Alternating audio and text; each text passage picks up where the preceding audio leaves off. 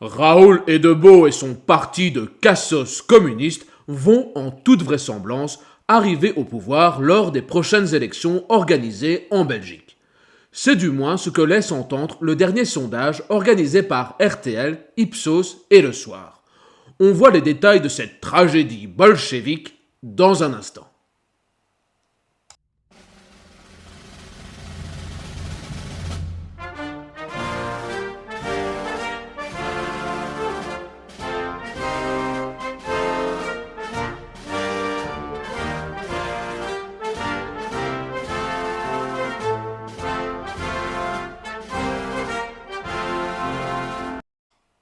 Donc, comme je l'ai dit en intro, un sondage a été organisé par RTL, Ipsos et Le Soir auprès de 2600 Belges.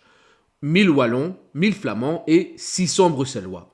On leur a simplement posé la question « Pour quel parti voteriez-vous si des élections étaient organisées aujourd'hui ?» Regardons ensemble ces résultats.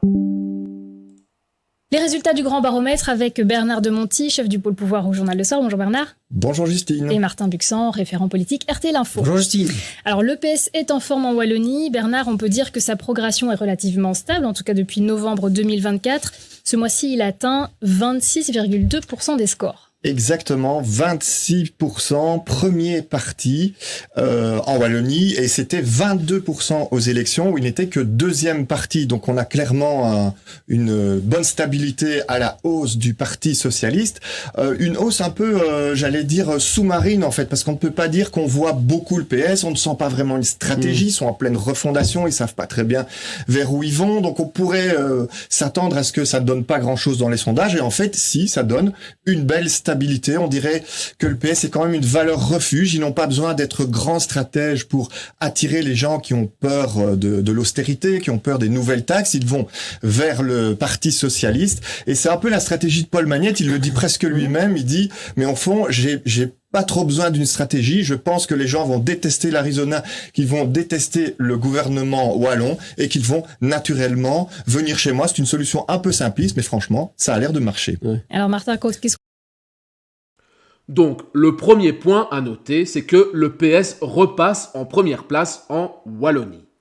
Pour rappel, lors des dernières élections fédérales, il était passé à la deuxième place, laissant la tête au MR, mais ici donc, il repasse en tête. Alors qu'il se montre relativement discret d'après le présentateur. Bon. Soyons clairs, le PS a et aura toujours une base électorale fidèle.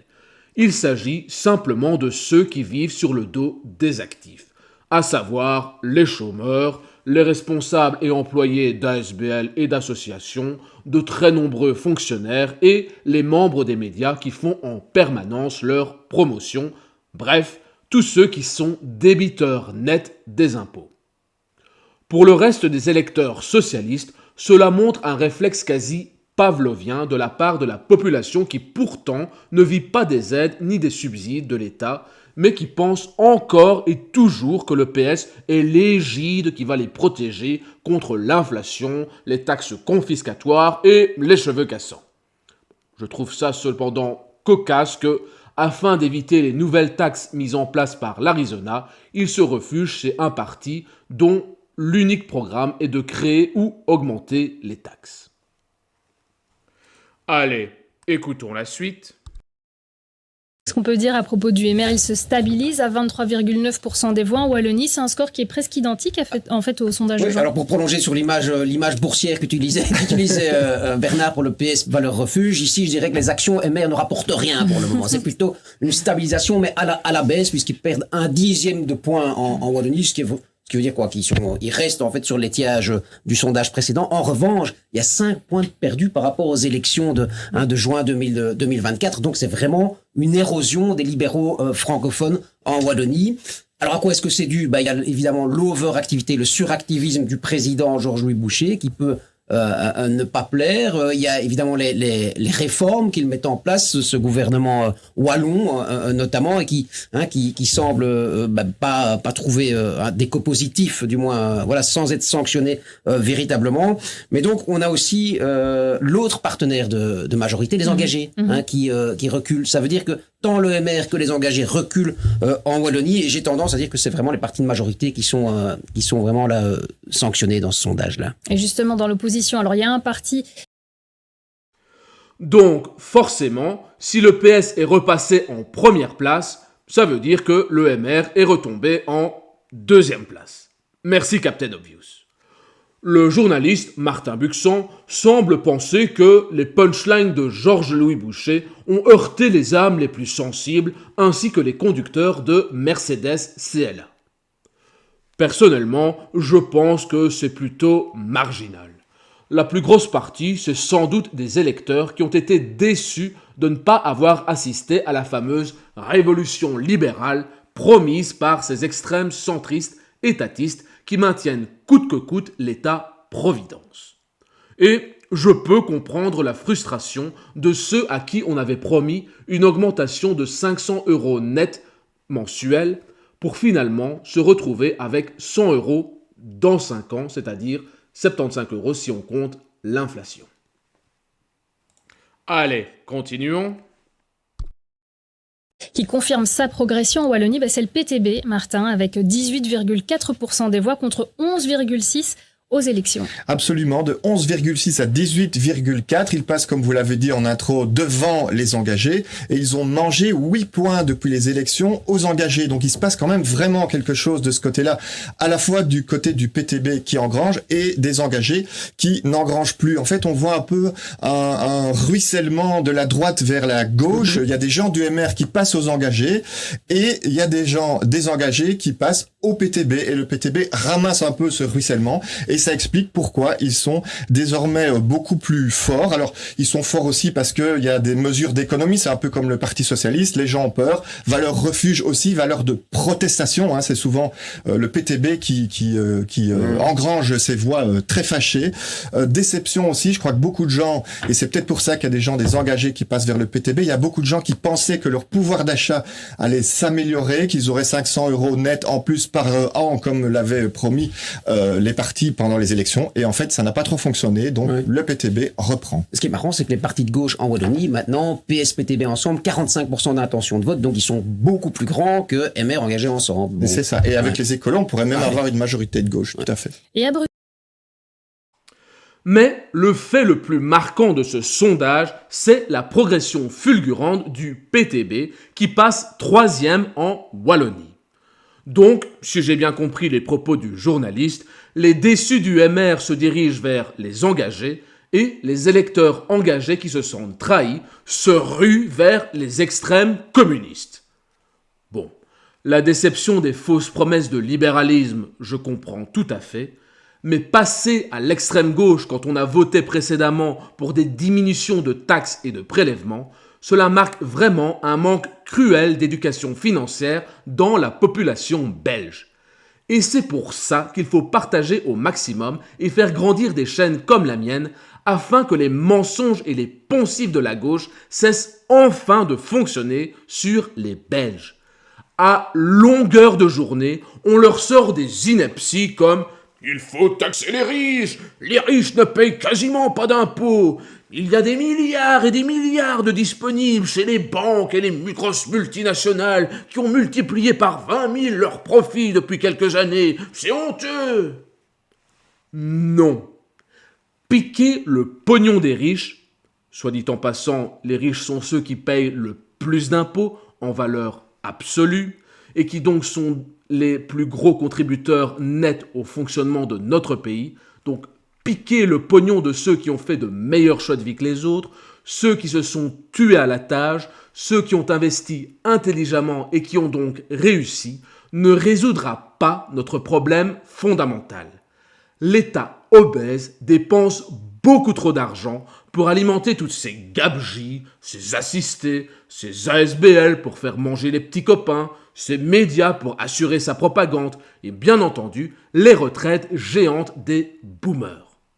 Non. Tant qu'un gouvernement n'aura pas le courage de mettre fin à toutes ces dépenses, ils pourront prélever autant qu'ils veulent, ils continueront à tout dilapider, car il y aura toujours une nouvelle taxe à créer, une nouvelle aide à mettre en place, un nouveau poste ministériel à remplir, une nouvelle ASBL pour accueillir des migrants. C'est comme une famille de cassos qui continue de s'acheter le dernier écran plat à crédit à la consommation. Sauf que leur crédit à la consommation, ce sont nos impôts et la dette qu'ils ne font qu'augmenter. Et, soit dit en passant, un riche qui a un gros patrimoine, tu peux le voler une fois, mais lui, contrairement à nous, il a les moyens de se barrer. Et quand tous les riches du pays se seront barrés, eh bien, il n'y aura plus que nous pour payer toutes leurs gabegies, et ce sera donc nos patrimoines, donc nos maisons, nos investissements, qui seront volés par notre État communiste. Mais, visiblement, les slogans marxistes du PTB à coup de « justice fiscale » ont encore et toujours fonctionné sur le Belge moyen. Allez, passons à la suite maintenant. Bruxelles, alors le PTB qui devient le premier parti avec 20,6% des voix et qui prend la place du PS dans le cœur des Bruxellois. Oui, ça franchement c'est un séisme. Faut pas sous-estimer ce poids de notre sondage. Avec la chute du MR à Bruxelles, le PTB qui est premier parti, alors dans la marge d'erreur, il faut quand même être prudent. On est derrière le 0,2, 0,3. Donc, mais il faut savoir que le PTB n'a jamais été aussi haut dans notre sondage. Il n'a jamais été aussi haut aux élections, mais non plus dans notre sondage. Et on a reparcouru avec notre équipe tous les sondages. C'est vraiment leur meilleur score. Donc, il se passe vraiment quelque chose. Ils sont sous les radars en Wallonie. C'est des hausses un peu discrètes. À Bruxelles, c'est plus discret du tout. Ils sont aujourd'hui au grand jour. Ils prennent, alors ça c'est assez marrant, ils prennent des électeurs au MR. Donc ça, j'étais franchement surpris. C'est un peu de là que vient le transfert. Et ils totalisent un peu tous les bons points parce que ils ont tous les gens qui sont fâchés sur Gaza trouvent que le gouvernement l'a fait passer. Dans ce cas-là, on va vers le PTB. Sur les mesures pouvoir d'achat, là aussi, on va vers le PTB. Et aussi une protestation face à la lenteur, face à la crise bruxelloise qui s'éternise. Protestation aussi. Je vais au PTB et on est quand même du MR au PTB, c'est le grand écart là. Oui, c'est le grand écart. Donc, il y a peut-être aussi une forme de protestation qui s'était dirigée vers le MR et les gens sont un peu déçus et vont vers le PTB. C'est vrai. Et Boucher le dit lui-même, il le sait. Donc, c'est quelque chose qui est étrange, mais qui est quand même très surveillé, je pense. Et justement, Martin, concernant le MR, à Bruxelles, est-ce qu'on peut parler d'un important revers pour ce parti ? Il passe de 22,6% l'an passé à 16,9% actuellement. C'est la gifle. 5% de moins pour le mouvement réformateur à Bruxelles, qui devient le troisième parti bruxellois derrière le PTB, derrière le PS. En fait, le MR n'a plus été aussi bas depuis avril 2021. Vous vous rendez compte? Ça fait un bail, donc ça fait plus de 4 ans qu'il n'avait pas été aussi bas. Le MR est vu comme responsable du marasme politique aujourd'hui en région bruxelloise. Plus de 16 mois sans gouvernement. David Leister, la figure de proue du MR à Bruxelles. Désolé, mais il n'y arrive pas. Est-ce que c'est aussi Georges-Louis Boucher qui est vu comme parasitant les négociations bruxelloises? Et puis il y a ce mot d'ordre de ne pas lâcher la NVA, que le MR a tenté de faire vivre. Visiblement, tout ça mis ensemble, ce magma, fait que le MR dégringole. C'est vraiment c'est la claque pour le MR à Bruxelles. En termes de popularité, il y a Bon, du côté de Bruxelles, c'est encore pire. Le PTB passe en première place, le PS en deuxième et le MR a chuté en troisième place. Je suppose que les raisons sont à peu près les mêmes qu'en Wallonie, mais on peut rajouter à cela la préoccupation numéro 1 de tout le cheptel électoral islamo-gauchiste du PTB, à savoir le soi-disant génocide à Gaza. Bref, Bruxelles est un immense bourbier concentrant tout le gauchisme et l'islamisme du pays. Rien de nouveau sous le soleil belge. Ce qui est clair, par contre, c'est qu'une alliance PS, PTB et écolo est maintenant suffisante pour arriver à une majorité à Bruxelles et en Wallonie. En conclusion, il est fort probable de voir arriver au pouvoir une alliance comprenant le PTB. Et vous pouvez être sûr à 100% qu'ils ne se contenteront pas de taxer le patrimoine des riches et des ultra-riches. Ce sont nos taxes, prélèvements et pillages à tous qui vont augmenter afin de garantir à tous ces politocards leur rente éternelle d'argent public ainsi que l'achat de leur cheptel électoral captif qui, justement, garantissent cette rente éternelle. Je ne vais bien entendu pas vous conseiller d'aller voter en masse et de faire la promotion du MR ou des engagés. J'ai consacré déjà suffisamment de vidéos sur cette chaîne à vous expliquer pourquoi ils ne sont ni de droite ni libéraux. Ils poursuivent simplement la descente aux enfers communistes de la Belgique, juste un petit peu moins vite. À notre échelle, il n'y a que deux choses à faire. Premièrement, c'est organiser notre émancipation financière. Et cela passe par l'investissement afin de se constituer un capital souverain qu'ils ne pourront pas nous piquer. Par exemple, des actions, des ETF et un petit peu de Bitcoin. Je vous mettrai en description un lien vers une playlist qui vous explique justement les bases de l'investissement boursier en Belgique. La deuxième chose à faire, c'est de soutenir les contenus comme le mien qui disent les termes et remettent à leur place tous ces politocards, afin de donner les outils au plus de Belges possible afin qu'ils ne tombent plus jamais dans les pièges et les mensonges tendus par la gauche communiste. La vidéo d'aujourd'hui est terminée, n'hésitez pas à liker et à partager. Dites-moi en commentaire pour qui voteriez-vous si des élections étaient organisées aujourd'hui. Et surtout, d'ici là, n'oubliez pas, la liberté, c'est avant tout un choix.